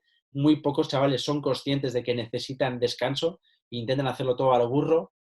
Incluso priorizar qué tareas hago antes y qué tareas hago después. Y esto funciona justamente al contrario de lo que los chavales creen. Es decir, lo que les motiva menos tiene que venir al principio de la tarde porque están menos cansados y tienen más atención y lo que les motiva más tiene que venir al final de la tarde porque están más cansados y no necesitan tanta atención, ¿vale? Porque la motivación suple esa atención, ¿vale? Y esto súper importante porque se pregunta muchísimo en consulta. ¿Le puedo hacer que me explique la lección andando? Por supuesto. Le puedo, yo qué sé, ¿está bien que haga sentadillas antes de estudiar? Está genial. ¿Está bien que hagan deporte antes de estudiar? Sí, siempre y cuando no sea un deporte muy intenso que les deje hecho polvos. ¿Vale? ¿Por qué? Porque se ha demostrado que a nivel cognitivo, como que el sistema fisiológico se acelera más y al acelerarse más tenemos más capacidad atencional y más capacidad cognitiva y más capacidad de memoria y más capacidad de todo. Tanto es así que una de las primeras prescripciones que se les hace a las personas con demencia es precisamente que hagan ejercicio moderado, un mínimo de entre media hora y una hora todos los días, y si puede ser 2 veces al día, mucho mejor. Pero ejercicio moderado, siempre moderado, ¿vale? ¿Por qué? Porque se enciende el sistema que llamamos aeróbico y eso genera unos cambios a nivel fisiológico que hace que a nivel cognitivo tengamos más capacidad, ¿vale? Incorporar frases elogiadoras, ¿vale? Alentadoras, sin llegar a la complacencia, sin llegar a que en todo momento te refuerzo, sin llegar a ser empalagosos, sin llegar a todo el rato. No se preguntaba antes y pensaba que estaba bebiendo, pero no, estaba la gente aplaudiendo. ¿Queréis que paremos 5 minutos a aplaudir o seguimos? No me acordaba de preguntaros antes. Me habían dicho que os lo preguntara, pero no me contestáis nadie, ¿eh? No sé si no estáis, si os habéis ido a aplaudir o si os estoy aburriendo y alguno se ha dormido por ahí. ¿Seguimos? Vale, vale. No aplaude nadie ya. Llevamos 48 días de confinamiento, no me extraña que no aplaude nadie ya. Bueno, pues eso. Tenemos que meter frases elogiadoras, decíamos. Premiarle cuando consiga, sobre todo, objetivos que están establecidos. ¿Vale? Y incluso yo os recomiendo a veces dar premios cuando el esfuerzo es grande o incluso funcionan muchísimo los premios inesperados. Eso pega un chute de motivación tremendo. En el sentido de que igual no habíamos convenido que cuando hacías, yo qué sé, tenías un punto, pero es que me ha parecido que que lo has hecho tan bien, que además ha salido de ti con una voluntad tan buena y que le has puesto tanto esfuerzo a eso, aunque no estuviera dentro del programa, que mira, te voy a poner 3 puntos más. ¿Sí? Yo creo, además que cuando a un niño le haces esto, su motivación sube muchísimo, incluso sube de manera amplia, en el sentido de que no solo lo que has reforzado sube, sino que todas las conductas suben por igual, incluso hemos ganado un punto de vinculación con ese niño o con ese chaval. Y perdón, no me deja pasar el este. Ahí está. Debemos reforzar el esfuerzo, que lo hemos hecho antes también. Tenemos que partir las tareas, ¿vale? Debemos intentar siempre reseñar, resaltar las partes positivas que tenga la tarea cuando las evaluemos. Y esto es algo que en psicología nos lo dicen 50.000 veces e incluso aunque los psicólogos se nos dicen 50.000 veces, caemos en esas tendencias sociales de sí, muy bien, esto, sí, sí, sí, muy bien, esto es muy bonito, esto es lo que tienes que hacer, pero esto, no, al revés, ¿vale? Al revés. Siempre hay cosas positivas en la tarea. Tenemos que intentar reseñar las cosas positivas en la tarea, ¿vale? Actividades significativas, ¿vale? Cosas que le muevan, como antes decíamos al principio, cosas que le hagan ver al niño que avanza, que mejora, ¿sí? Siempre, siempre, yo ya sé que lo tenéis en la cabeza, pero se nos olvida, siempre comparándose consigo mismo y no con el hermanito o no con el vecino de al lado, y mucho menos con el empollón o el listo de clase, ¿vale? Utilizar el lenguaje. No os imagináis, y yo os invito a que hagáis una grabación de vuestras propias interacciones a escondidas, o mandar a alguien que os lo haga. No os imagináis qué tipos de lenguaje transmitimos cuando hablamos. No os imagináis, no lo sabemos. Os lo prometo que no lo sabemos. Yo cada vez que lo hago en consulta, los padres no se reconocen. Y los propios chavales, cuando les pongo algún vídeo, algún chaval me ha llegado a decir que ese no es él. En el sentido de que, y así, con esos gestos, con tal, no, yo no lo digo así. Entonces, eso es algo que tenemos que trabajar, no solo en consulta, que lo trabajamos, sino también a nivel familiar. En un momento determinado, grabaros y ver qué interacciones se producen y qué lenguaje no lingüístico o qué comunicación no lingüística, lenguaje no lingüístico es un poco raro, qué comunicación no lingüística tenemos con respecto a nuestra gente alrededor, ¿vale? Yo esto lo descubrí hace muchísimos años cuando me junté con mi mujer y su familia grita una burrada. Entonces, la primera vez que fui a su casa, aquello fue como un horror. O sea, yo salí estresado. Bueno, y sigo saliendo estresado. Al final, yo creo que de casa de los suegros uno sale estresado de manera inevitable. sí o sí, aunque los suegros sean los más maravillosos del mundo, ¿eh? No me meto con los suegros. Pero me di cuenta de que ellos no eran conscientes de que toda la vida se habían relacionado así. Y un poco, yo, como era mi situación personal, ¿no? Decía, joder, pero ¿cómo puede ser que esta familia grite tanto, no?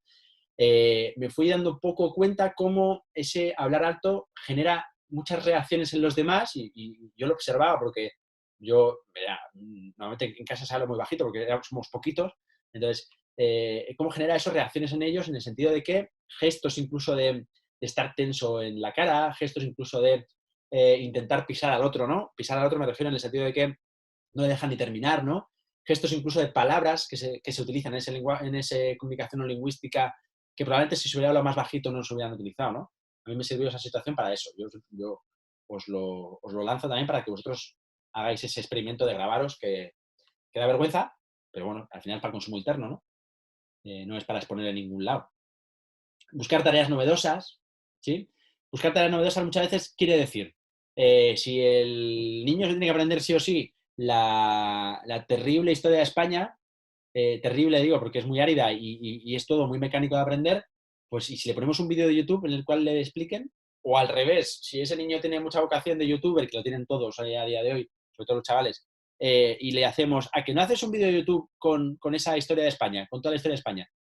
Pues probablemente le estemos motivando a hacer algo más novedoso, a llevarle un poco a nuestro terreno, pero sin embargo, aprovechándonos de recursos suyos, ¿no? Trabajar en el presente, ¿vale? Intentar un poco, esto los TDAH lo hacen a menudo, cuando cometen un error no quieren acordarse del pasado. Y a veces es verdad, tenemos que trabajar en ese momento y ya está, cerrar. No, a veces tampoco merece la pena, a veces sí, pero otra vez no merece la pena estar todo el rato diciendo, ¿te acuerdas cuando...? Uf, esto es muy de padre, ¿no? Muy de padre, y cuando somos padres pensamos que es muy de abuelo, pero nosotros lo repetimos igualmente. Por tanto, intentar estar en el presente, ¿vale? Intentar reconocer, que se acepte con cómo es, ¿sí? Esto a mí me gusta mucho y a menudo lo hago, investigar las redes sociales de los pacientes que tengo, no tanto por ser cotilla, sino por ver en realidad qué tiene dentro, porque las redes sociales de los chavales muestran más de lo que esconden. Y lo hacen al revés de la comunicación diaria, en el sentido de que ayer, por ejemplo, ¿no? Veía a una chica, unos 20 y pocos años, que con esto del confinamiento había hecho unos vídeos un poco raros y unas fotos un poco raras en el sentido de que intentaba fomentar un poco que las chicas se cuidaran en cuanto a alimentación y que las chicas tuvieran un cuerpo que ella creía sano en cuanto a delgadez. Y era una chica que estaba súper delgada. Y vi un poco sus vídeos y sus fotos y me di cuenta de que precisamente una de las mayores carencias que ella tiene es sentirse bien con su cuerpo, que es lo que está buscando en el resto, ¿no?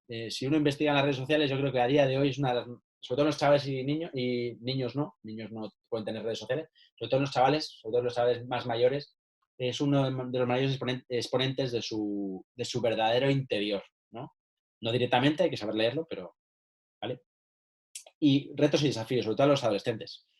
No, esto, yo además que soy de Bilbao, pues nosotros funcionamos mucho mejor así, ¿no? A que no eres capaz de, a que no, ¿sí? Pues esto, los adolescentes son un poco similares en este sentido. Si les retas, si les dices a que no eres capaz, o ¿por qué no hacemos no sé qué? O fíjate, ¿qué ha hecho este en ese YouTube? ¿Por qué no hacemos un vídeo parecido? ¿Vale? Y si somos capaces de hacerlo, ¿te imaginas que pudiéramos hacer un vídeo de YouTube en el cual nos ven 2.000 personas? 2.000 personas para ellos es la leche. Para un vídeo de YouTube, pues bueno, pues bien.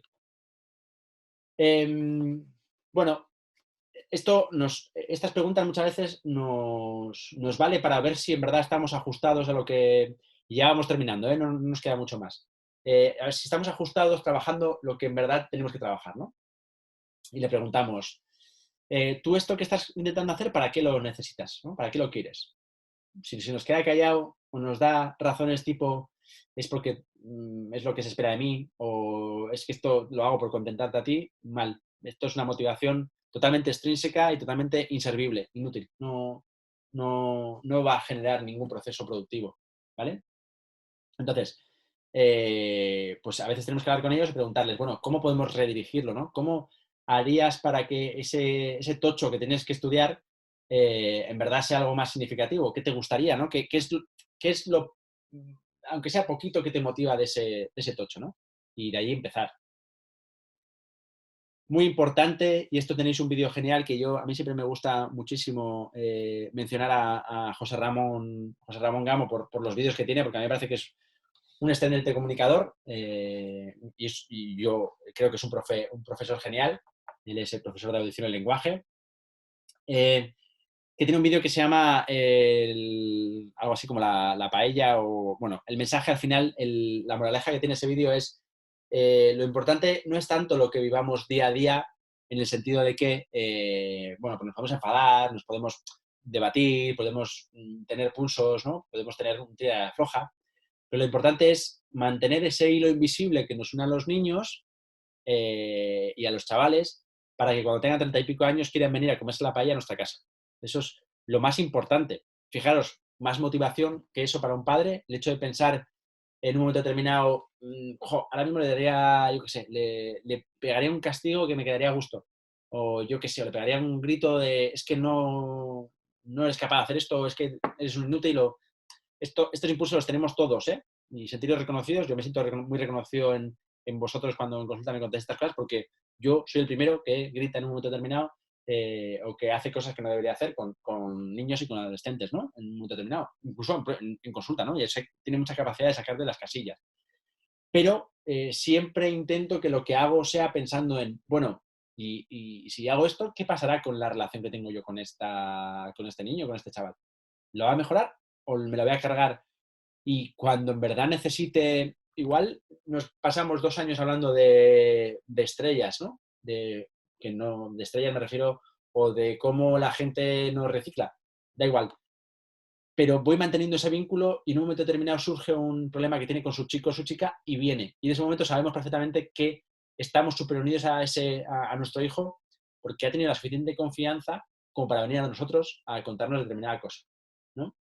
Y esto se hace escuchando y apoyando, no ayudando, sino apoyando. Es decir, el adolescente no quiere que nos metamos en su vida y, como antes os decía, le vayamos empujando hacia la meta. Lo que quiere es saber que nos tiene ahí y que en un momento determinado puede llegar. Esto produce mucha frustración en los padres y la primera frustración es, joder, ¿y ellos van a tener que experimentar por sí mismos para aprender los riesgos? Pues a menudo sí. Pero si vamos plantando semillas en el sentido de información que le damos, en el sentido de estar tranquilos porque siempre les hemos hablado de drogas, de sexualidad, de tal, pues los riesgos se minimizan. ¿Desaparecen? No, lamentablemente no desaparecen. Yo siempre digo que a nosotros porque quizás sea más de nuestra generación y de la vuestra, ¿no? Que la mayoría sois mayores que yo. Pero a nosotros nos hacía aprender más la chica que nos ponía los cuernos o nos la pegaba que la madre que nos venía diciendo no hagas con esa chica que no te merece, que ya verás que no, que cómo te va a hacer sufrir, que hay algunas otras chicas mejores, independientemente de que siempre creemos que siempre hay algo mejor para nuestros hijos, ¿eh? Pero me refiero que la bofetada que nos pegamos al experimentar algo es mucho más didáctica que cualquier charla de 2 horas con nuestro chaval. Por tanto, tenemos que intentar tener menos charlas, pero que sean de más calidad. ¿Sí? Y escucharles, escucharles, escucharles. No sé si sabéis la frase esa que dice que Dios nos hizo con 2 orejas y una boca porque pretendía que escucháramos el doble de lo que hablamos. ¿Sí?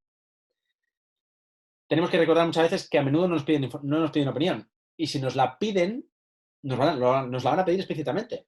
Amar, ¿tú qué piensas de esto? ¿Vale? Por tanto, no hace falta darles opinión en todo momento. Pues yo haría esto. Pues yo creo que esto está mal. Pues, ¿vale? No. No, no. Tenemos que intentar ser lo más objetivos posibles. ¿Vale? Y si algo nos afecta mucho, mucho, que no podemos esconderlo, pues tampoco pasa nada por llorar con él o ¿no? Por compartir algo en un momento determinado, que sea muy triste, no pasa absolutamente nada, ¿vale? Y no intentemos, yo esto no lo puse de moda yo, pero yo estoy de acuerdo con esta frase, no intentemos ser colegas de nuestros hijos porque eso nos hace estar en el mismo escalón. No podemos ser colegas nunca porque tenemos una diferencia de edad muy, muy grande. Tenemos que intentar ser padres. Y ser padres implica que nosotros tenemos una forma de ver las cosas y ellos otra totalmente diferente, no solo porque sean personas diferentes, sino porque somos generaciones totalmente diferentes y porque han cambiado mucho los valores para ellos, ¿vale? Por tanto, no intentemos a veces ponernos en el lugar de él. En el lugar de él me refiero claro, es que si yo fuera tú, haría esto. No, no tanto a nivel de aconsejar, dar consejos de yo haría, a menudo no funcionan, sino nos tenemos que poner en el lugar de él para entender qué está pensando y qué está pasando e intentar respetar su espacio, su urna, su círculo, ¿no? Que él se mueva libremente para intentar meter cuantas menos opiniones nuestras mejor, con frases tipo te entiendo, con frases tipo entiendo lo que estás pasando, y a veces podemos meter, a veces, situaciones en las cuales nosotros hemos vivido, o incluso, funciona muy bien, porque yo les suelo decir a los padres, ¿no? Está muy bien que aconsejéis, pero la influencia que tenéis vosotros no es la misma que la que tengo yo, porque yo no necesito ganarme su confianza si ya la tengo ganada, pero vosotros a menudo tenéis que ganar la confianza todos los días porque tenéis relación con ellos.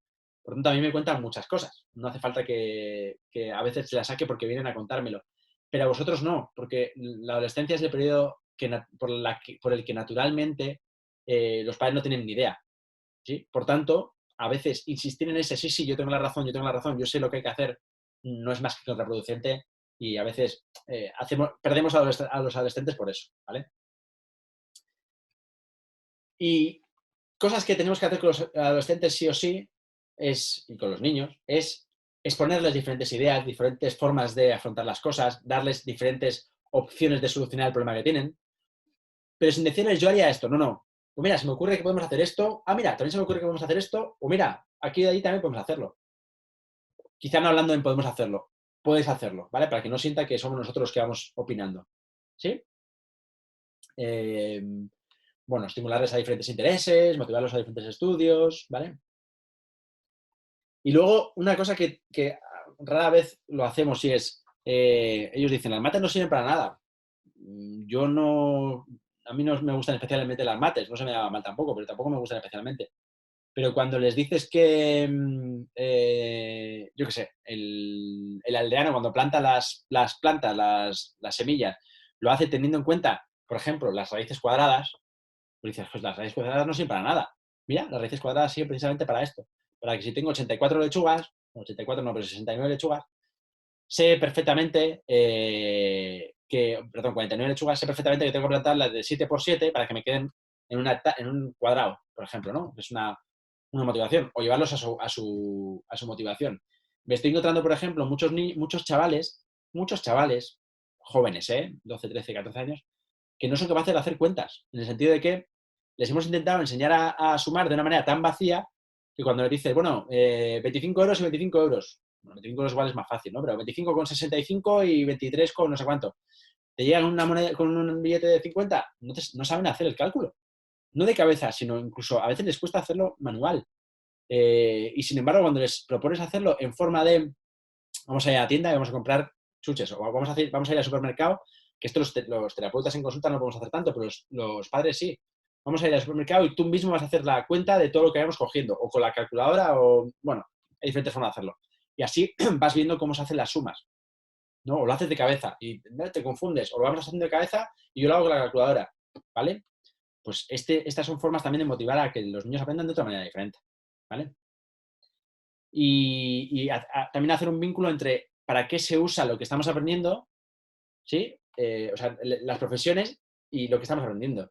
Si estamos aprendiendo yo qué sé, a las diferentes capas de la Tierra, a mí siempre se me ocurre el explicarles, por ejemplo, el magnífico paisaje que tenemos en Zumaya con el flis este, ¿no? Y les enseño una foto y digo, ¿sabes para qué estudiar las diferentes capas? Mira, qué bonito. Mira qué diferentes colores tienen estas capas. Eso es lo que les hace tener más motivación hacia el estudio. No un estudio en vacío en la capa tal, la capa no sé qué, ¿vale? Em, responsabilidad. ¿Por qué? Porque los adolescentes siempre piensan que las responsabilidades son por la parte positiva solo. Sí, yo tengo esta responsabilidad, yo soy cuidar de mí mismo. Sí, claro, pero la responsabilidad también incluye que si tú eres muy responsable para saber cuándo tienes que utilizar el preservativo, cuando tengas un problema de que habéis mantenido relaciones y preservativo o se os ha roto, seas capaz de solucionarlo tú, no vengas a donde mí, ¿vale? Eso no implica que le vayamos a apoyar, obviamente, y vayamos a estar al lado suyo, pero él tiene que ser consciente de que una responsabilidad también lleva a que en algunos momentos nos confundamos y eso hace que tenga que aprender ellos de la responsabilidad, las consecuencias que pueda haber, porque no siempre tu madre o tu padre van a estar ahí. Cuando tengas 30 años, espero, los padres no estén ahí, algunos lo están, otros los sustituyen por sus novias o por sus mujeres que son como muy madres, pero esto no es muy positivo en el sentido de que tenemos que intentar que la persona con TDAH tenga suficiente capacidad de autorrealización, de realizar tareas, de sentirse suficientemente competente para hacer las cosas, ¿vale? Fijar expectativas adecuadas, intentando ajustar incluso el nivel. Pues claro, es que es normal que no hayas alcanzado este objetivo porque quizá lo has puesto muy arriba, ¿no? Vamos a ver qué pasa si lo ponemos un poquito abajo. Voy a estudiar una hora seguida. Hombre, pues teniendo en cuenta que tienes TDAH, igual es mejor estudiar tres partes de 20 minutos y hacemos un descansito de 2-3 minutos en medio que intentar esforzarte una hora entera porque sabes que no vas a llegar, ¿no? Y así graduándolo también funcionamos un poco con, ¿ves? Has sido capaz. Muy bien. La verdad que estoy súper orgulloso. ¿Ves? Cuando te pones, lo haces muy bien. ¿Vale? Fijando metas y premios a corto plazo. A veces los premios y metas a corto plazo, vuelvo a decirlo, no son físicos. Igual la meta y el premio a corto plazo es decirle, oye, ¿qué te parece si hoy, si haces toda esta tarea que tú te has planificado, qué te parece si después de toda esta tarea vemos juntos la serie esa que tenías tantas ganas de ver? Aunque no nos apetezca ni un huevo ver esa tarea, o sea, ver esa serie. Pero sabemos que simplemente estando ahí, intentando estar más o menos atento, intentando comentar 3 o 4 cosas, se va a motivar muchísimo el chaval, ¿vale? Y sobre todo, con esas tareas siempre tenemos que intentar que cuando él las diseñe, como el adolescente, sabemos que se va a ir ahí a diseñarlas a demasiado grande, nosotros estar ahí para decir, bueno, intenta un poquito acortarlo, intenta un poquito hacer pasos más pequeños y total, al final vas a conseguir ese objetivo final con pasos más pequeñitos, ¿vale? Y sobre todo en el TDAH es muy importante no dejarle solo en el tema del tiempo. Aquí tenemos muchas herramientas diferentes, desde el timer no sé cómo le llamáis vosotros, el relojito, o incluso aplicaciones en iOS, que hay muchas aplicaciones de estas de reloj, en la cual subdivide y se hace de manera muy visual, pero siempre tiene que ser algo que nos visualice. Nada de esto de, no, yo controlo el tiempo. Como hicimos en esa dinámica de Ferrol, ninguno de nosotros controla el tiempo bien y todo el mundo estamos expuestos a que en un momento determinado se nos vaya la cabeza y no seamos capaces de gestionar bien el tiempo. Por tanto, los TDAH es muchísimo más, muchísimo más. Por tanto, vamos a ponerle los tiempos en un reloj de cocina que haga clic, clic, clic, clic. Hay algunos que son muy obsesivos y el reloj de cocina no les funciona bien y quizás tenemos que jugar con una aplicación en la cual pues vayan viendo un poco el tiempo y de vez en cuando echen un vistazo y digan, ostras, que se acerca la línea roja y que no estoy. Y luego a veces funcionamos con refuerzos un poco puñeteros en el sentido de que si queremos que se duchen en 10 minutos, pues el refuerzo puede ser el aviso a los 7 minutos y de repente, qué mal, que sale agua fría a los 10 minutos, ¿vale? Y eso también genera un refuerzo. Por ejemplo, en ese caso, yo a veces con los adolescentes hago, hacemos una playlist, ¿vale? Una playlist que dure 10 minutos más o menos, ¿bien? Metemos 3 canciones las que nos quepan esos 10 minutos y sabemos que la última canción ya es el aviso de que se te está terminando el tiempo. Por tanto, tú verás si quieres cumplir el objetivo o no. Es verdad que muchos TDAHs empiezan, sobre todo los primeros días, que cuando empieza la tercera canción están todavía exactamente igual que cuando entraron, pero poco a poco van cogiendo más amplitud en cuanto a tiempo y se van dando cuenta de que van haciendo etapas. Pues sé que después de la primera canción me he tenido que limpiar la cabeza, por ejemplo, sé que después de la segunda canción ya tengo que estar jabonándome y sé que después, algunos incluso llegan hasta la tercera canción debajo de la ducha de agua caliente, que es lo más gratificante que hay para cualquier persona cuando está en la ducha, ¿no? Por tanto, eso es un poco gestionar el tiempo. ¿Por qué lo digo? Porque muchas veces trabajamos objetivos, trabajamos muchísimas cosas, pero nadie les ha enseñado a trabajar el tiempo, a gestionar el tiempo. Y es uno de los déficits. Yo ya sé que en los manuales psiquiátricos no se dice, pero los que somos neuropsicólogos siempre lo decimos, es unos déficits nucleares. La falta de gestión de tiempo en el mismo cerebro. Hay un contador de tiempo, un marcapasos, le llaman los ingleses, que va goteando el tiempo en un reloj biológico que tenemos. Pues en el caso de ellos, los que son atentos, ese goteo de tiempo va más despacio, es decir, el tiempo es más laxo, más flexible, y en el caso de los hiperactivos impulsivos, al revés, el tiempo es más corto y mucho más estrecho. De manera que un segundo pues puede ser para ellos un 0,7, un tercio menos. Y piensan que termina mucho antes de lo que en verdad termina el tiempo, ¿vale? Y hasta aquí, ahora sí me he acordado de deciros un recordatorio. Me han pedido, antes de que hagáis preguntas, que os diga que el próximo GAM lo va a dar Esteban, ¿sí? El día 7 de mayo a las 6 de la tarde. Y va a ir en torno a, importante, me parece un tema súper importante, y es nuevas tecnologías, ¿vale? Sobre todo porque también creo que yo también soy de la opinión que los padres nos tenemos que formar en las cosas que los chavales utilizan, y los TDAHs tienen mucha fijación por las nuevas tecnologías y por estar muy enchufados a las nuevas tecnologías, porque la atención que exige ello es muy focal y te puedes volcar mucho en ello, ¿vale? Y también animaros, a mí la verdad que me dan un poco de envidia estas iniciativas, animaros a los concursos de poesía, de dibujo y relato, ¿vale? Que lo tenéis ahí, en esa web, ¿vale? Tenéis todas las convocatorias de eso. Y sin más, si queréis preguntar, venga, os respondo. O intento responderos.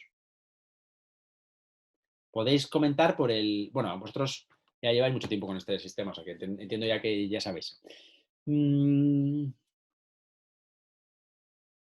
Mari me pregunta que parece que a su hija solo le interesa el TikTok, ver vídeos de YouTube y jugar a la Play. Efectivamente, a las chavalas les preocupa mucho el TikTok, que por cierto es una herramienta muy creativa si se utiliza bien. Me parece que tenga objetivos. Dice que lo que quiere es ser matemática, pero tampoco el esfuerzo extra que debe haber para conseguir ese objetivo. Como si lo que quisiera conseguir sin esfuerzo, claro. Porque ser matemática está en el piso 20 y yo estoy en el piso 0. Creo que ninguno de nosotros pensaría en pegar un salto y llegar al piso 20, ¿verdad? Pues esto es igual. Hay que hacerle ver... mira, primero, yo solo cuando trabajo con estas, que creo que tu hija además tiene 14, creo recordar que me lo ha dicho antes, cuando trabajamos con estos niños, a los 14 años está genial para empezar a que vean visualmente, y esto tenéis esquemas en internet, no hace falta que a veces lo hacemos en papel, ¿cómo es el ciclo educativo? Es decir, ellos están en la ESO. Vale, cuando termine la ESO, ¿qué dos opciones tengo? ¿Qué tres opciones tengo? Una, trabajar. Dos, grado medio. Y tres, bachillerato. ¿No? Creo que no hay más opciones, ¿no? No me viene en la cabeza, igual estoy un poco obtuso yo. Muy bien, si tú quieres ser matemática, tenemos dos opciones. Trabajar no, obviamente. Tenemos que por grado medio, grado superior, y les hacemos dos gráficos, ¿eh? Es decir, primer curso de grado medio, primer curso de grado superior, salto a grado superior con el corte que hay en el grado superior, primer curso de grado superior, segundo curso de grado superior, salto a la universidad con la nota de corte que hay de grado superior a la universidad, y luego primero, segundo, tercero y cuarto de matemáticas. ¿Vale? Cuando ven los 8 años, hay dos opciones. O que se pongan las pilas muchas veces o que desistan. Si desisten es que probablemente no teníamos muy bien sabido para qué sirven las matemáticas o a qué se dedica alguien que es matemático. Entonces, si entráis a las universidades, a los perfiles de las universidades, habitualmente una de las cosas que os ponen en los grados es perfiles profesionales. ¿Para qué sirve ese grado? Para dar clases, para estar en una empresa haciendo contabilidad, en este caso me refiero de matemáticas, para ser estadístico, para ser no sé qué. ¿Tú te ves en una cosa de estas? Ah, sí, pues mira, tenemos estas dos vías, grado medio, grado superior o bachillerato 2 años. Pros y contras. Bachillerato exige mucho trabajo, que tú que ella lo puede hacer, no me cabe ninguna duda, pero exige hincar codos. Grado medio, mucho más práctico, pero exige 4 años en vez de 2. Y además, miramos en la universidad, porque todas las universidades tienen publicada la nota de corte, y miramos, ostras, generalmente para acceder de un grado superior a un grado universitario necesitaremos un 8 para arriba. ¿Estás dispuesta a trabajar en los grados medios y superior los 4 años para conseguir un 8 más? Aquí cada uno tiene que estar dispuesto a una cosa o la otra, ¿vale? Y luego también jugamos con que tienen 2 años más de margen para decidirse. Todavía, de hecho, generalmente cambian muchísimo en los últimos 2 años de la ESO, cambian generalmente. Hay quien tiene la vocación muy ahí imbrincada y muy marcada a fuego y no cambian tanto. Pero muchos cambian mucho de profesión en los últimos 2 años. En cuanto al TikTok, YouTube y jugar a la Play, bueno, jugar a la Play no tiene mucha más productividad a nivel social, pero el TikTok sí tiene productividad. Y es, por ejemplo, fíjate, a mí se me ocurre así de manera rápida, quizás me relaciono más con ellos, se me ocurre de manera rápida que se haga un vídeo con trucos, por ejemplo, para hacer multiplicaciones. El otro día hice yo uno de la tabla del 9, ¿vale? Y se lo pueda luego enseñar al resto del cole, ¿vale? Me os voy a enseñar un truquito que me di cuenta el otro día que no lo sabía. A mí me lo enseñó un niño, yo pensaba que lo sabía. Y es para la tabla del 9, ¿vale? Si tenemos 10 dedos, sobre todo los que tenéis niños de tercero o cuarto de primaria, si tenemos 10 dedos, 9 por 5, ¿vale? Por ejemplo, a ver si me sale porque como estamos en espejo a veces no sale. 9, como tenemos la tabla del 9, no hace falta, 9 no nos sirve para nada, pero nos sirve el 5. Contamos 1, 2, 3, 4, 5. Y cerramos el dedo que toca y 9 por 5 son 45, ¿vale? Truco del 9, sale con todos, ¿eh? Por 9, 1, 2, 3, 4, 5, 6, 7, 8 y 9. Bajo el dedo y tenemos 8 por aquí, a un lado del dedo y 1 por aquí, 81, ¿vale? Esto para los niños con TDAH se les queda enseguida. Una pena que no haya trucos para la tabla del 8, para la tabla del 7, para la del 6 y del 5 para abajo generalmente son más fáciles. Pero ves, si este tipo de cosas, por ejemplo, lo escarban en internet y luego lo graban un vídeo de TikTok, que son súper creativos. Yo también tengo un par de niñas apasionadas del TikTok, que a veces me traen cosas que y se pasa la sesión bailando, haciendo coreografías salen sin querer. Pues a veces les motivamos de esta manera. Y alguna vez, pues, hemos hecho un vídeo juntos de consumo interno, pero algún vídeo juntos porque era la forma que tenía de recompensarles cuando tenía que hacer algo súper difícil y muy bien, tú quieres que haga un vídeo de TikTok contigo. Vale, pues para esto necesitaremos hacer esto, esto y esto y nos tardará 3 sesiones. ¿Estás dispuesta? Sí, vale, pues mira, genial, porque eso me hace pensar que tienen mucha motivación conmigo y mucha confianza y les gusta que haga cosas con ellos porque, pues es verdad que yo por lo menos no le veo utilidad que yo haga un vídeo de TikTok con ella y además me da una vergüenza terrible porque yo soy muy rígido como buen bilbaíno, pero sin embargo, pues para ella le motiva. Pero sin embargo hemos trabajado 3 sesiones exclusivamente algo que nos habíamos planteado que de otra manera no hubiera sido capaz de conseguir, ¿vale? Pues eso. Y hoy en día TikTok y YouTube pues está a la orden del día. Nos faltará buscar la parte práctica. Es la parte más difícil. Pero si enreda en YouTube, no tengo ninguna duda de que va a encontrarle la parte práctica. Porque hay gente que le da tantas vueltas a los conceptos que te sorprendes. Más preguntas. Es la parte más difícil, buscar la parte práctica. A veces, mira, para los esquemas, otro truquito. A veces intentamos trabajar esquemas en papel y boli, de manera escrita, o de manera, sí, en papel y lápiz, como toda la vida. Hay aplicaciones súper chulas de hacer lo que llaman mind maps, que son esquemas, pero súper visuales. De manera que hay chavales que yo, cuando veo los esquemas, yo creo que no sería capaz de hacerlo ni en 3 vidas. En el sentido de que hacen cosas súper visuales, esquemas que salen, tal, no sé qué, con muchas transiciones, sí, los mapas mentales, con muchas transiciones, que es que se lo enseñan a los compañeros y con 2 veces que le enseñen el mapa al compañero, visualmente ya se les queda. Luego falta estudiar lo que hay por debajo de cada uno de los contenidos teóricos y tal. Pero hacen tal virguerías que a mí me dejan alucinado. De verdad que tenemos que intentar explotar. Pasa que tenemos una franja ahí, una franja, sí, una zanja entre ellos y nosotros, y es que ellos tienen otra forma de hacer cosas y nosotros tenemos otra forma de hacer cosas. Entonces, ellos están en su trinchera de tecnologías y nosotros estamos en nuestra trinchera de lápiz y papel. Pero bueno, ¿qué opinas de la medicación? Pero decirme algo más concreto, porque de la medicación, de hecho, podríamos hacer un GAM entero o 5 GAMs enteros.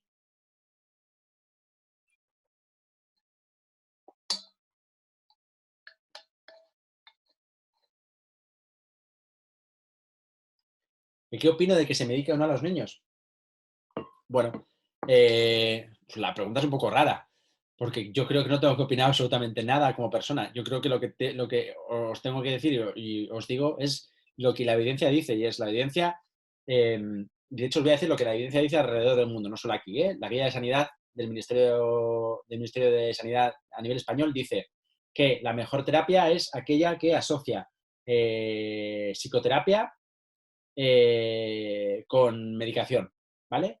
Y cuando tenemos una u otra por separado, nada que ver, ¿vale? Tenemos que combinarla para tener la máxima potencia. La guía española. La guía dice que es la guía NICE, es súper prestigiosa, es la guía de Reino Unido, es súper prestigiosa porque siempre son muy minuciosos y siempre son muy críticos con todo a nivel de psiquiatría. Y nos dice que mejor intentar, especialmente en niños menores de 12, 14 años, no me acuerdo muy bien la franja, mejor intentar terapia durante 6 meses y estimulación, rehabilitación cognitiva con los chavales antes de empezar con la medicación. ¿Vale? Eso dice la guía NICE.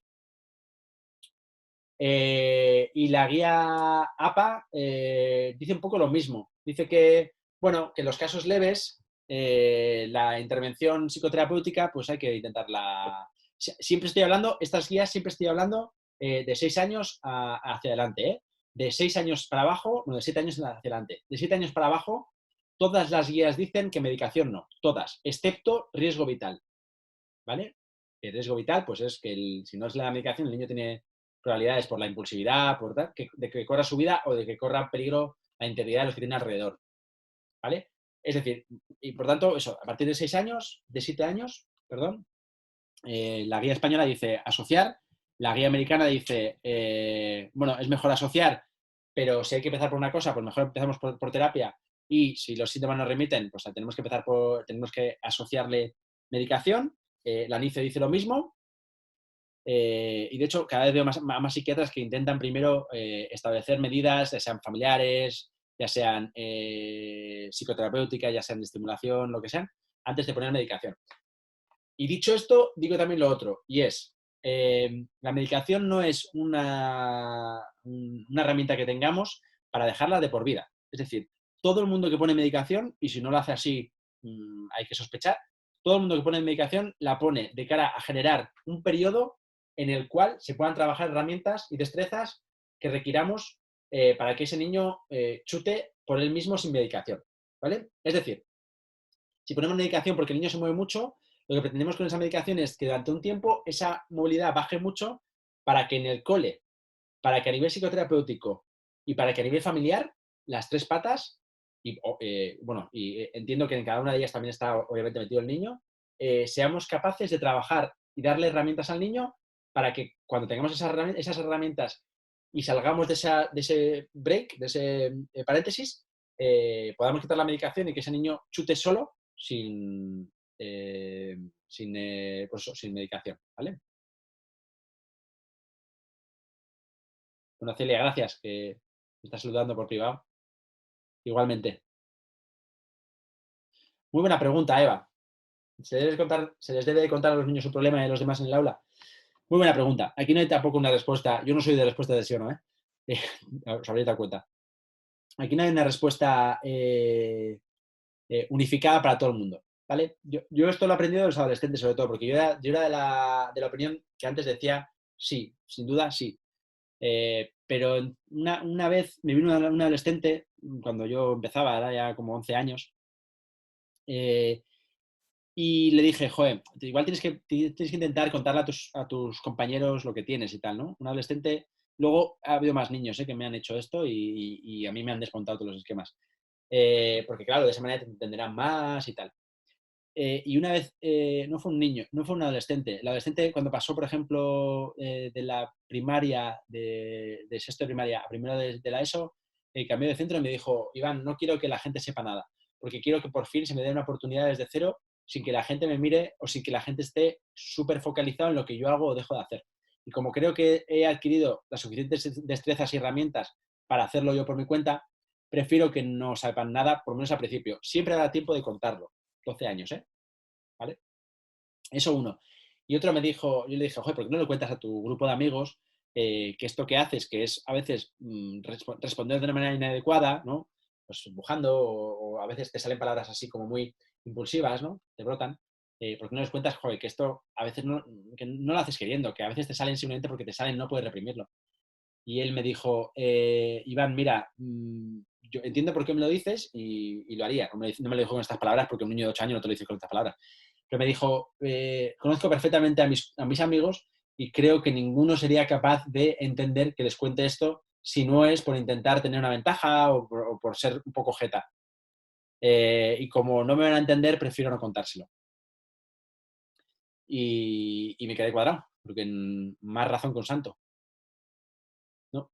Por tanto, ¿se les debe contar? Pues depende del caso.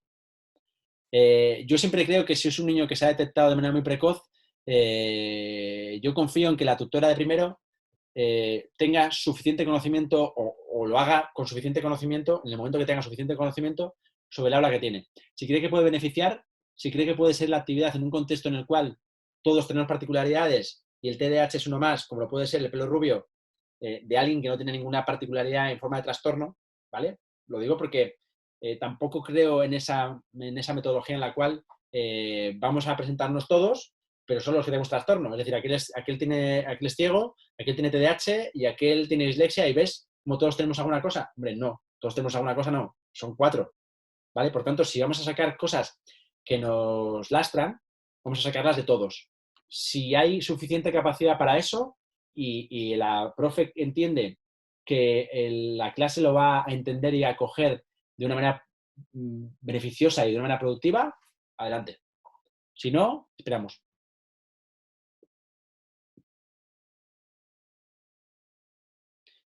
Efectivamente, Mari, tienes toda la razón. Luego, cuando pedimos adaptaciones metodológicas, pues ven que el resto hacen cosas que no debieran. Bueno, que el resto saca ventaja de eso. Te doy toda la razón. Pero si eso pasa, es que el profe no ha gestionado bien esa adaptación metodológica. Porque lo mismo que le puede dar más tiempo, puede acortar el examen y que nadie se entere. O lo mismo que le puede dar más tiempo y decirle, oye, fulanito, quédate en el aula, que tú tienes más tiempo, lo puede hacer en el momento de que se escaquee en el recreo, en vez de dejarle en la clase cuando los demás han salido, que le diga, tú ya sabes que luego ven al despacho y eso, esa media hora que tienes de recreo, si quieres, la utilizas en esto. ¿Vale? Por tanto, se pueden hacer las adaptaciones metodológicas visibles o invisibles. Si se hacen visibles y no se ha gestionado bien lo anterior, pues hay un error de entender qué es una adaptación metodológica y un error de entender que lo que hace es beneficiar al alumno, porque si lo hacemos así, no beneficiamos al alumno. Y eso, desgraciadamente, a veces recae en la tutora y en la capacidad que tenga de conocer el ámbito, o sea, el aula que tiene y a los chavales que tengan. Por eso digo que si alguien entiende que eso que hace fulanito es un trato de favor, pues igual teníamos que haberlo escrito antes y haberles dicho, mira, tal tiene no sé qué, tal tiene no sé cuántos, o teníamos que haber hecho esa adaptación metodológica sin que se hubiera visto, ¿vale? Depende del caso. Si hay esto a veces me ha pasado, ¿no? Si hay en el aula un caso de un niño ciego, yo jamás he encontrado a un niño que le diga, joder, profe, ¿qué morro tiene que tiene una maquinita que le lee? ¿Vale? No me lo he encontrado nunca. Pues igual tenemos que hacer más concienciación en ese aula antes de presentar unas adaptaciones metodológicas. Lo que no se puede hacer es hacer adaptaciones metodológicas que se vean a todo el mundo, sabiendo con antelación que si alguien se entera vamos a tener un problema. Pues no, eso es un problema que dejamos sin resolver. Y yo siempre digo que no decidir o no hacer también es decidir, ¿vale? Porque estamos decidiendo no ponerlo en marcha, por tanto, estamos decidiendo asumir un riesgo que es que los demás digan, qué jeta, y luego gestiona eso, ¿vale?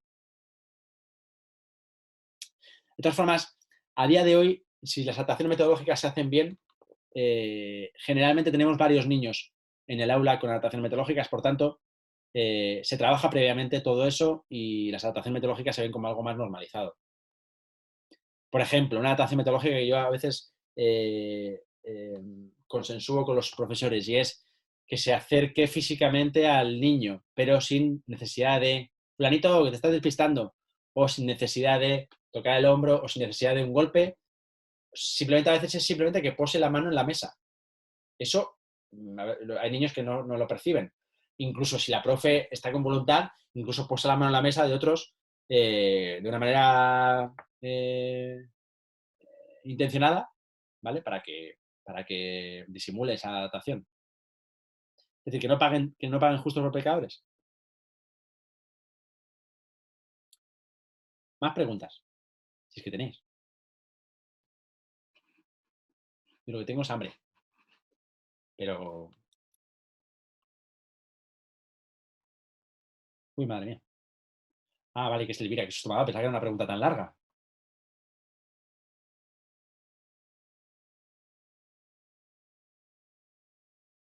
Sí, os tengo que pedir perdón yo porque es verdad que pensaba que iba a ser productivo el tener el audio encendido y no pensaba que alguien podía entrar a hacer el tonto a una sesión de este tipo, vamos. Entonces, bueno, hay otros muchos sitios. Bueno, chicas, porque veo que sobre todo sois chicas, excepto Anso, bueno, y los que tenéis un nombre de estos que son Galaxy y tal, pues no sé si sois chicos y chicas. Pero mayoría son chicas seguro. Que gracias por escucharme y que cualquier cosa, pues le pedís a Elvira o a Ingada mi email, me mandáis un email y ya, yo siempre suelo estar dispuesto a resolveros cualquier duda. Y cualquier vez que queráis contar conmigo, pues, bueno, eso, Ingada ya lo sabe, yo encantado, ¿vale? Nada, muchas gracias a vosotras. Ya me habéis aguantado casi 2 horas. Es un mérito con todo lo que yo hablo.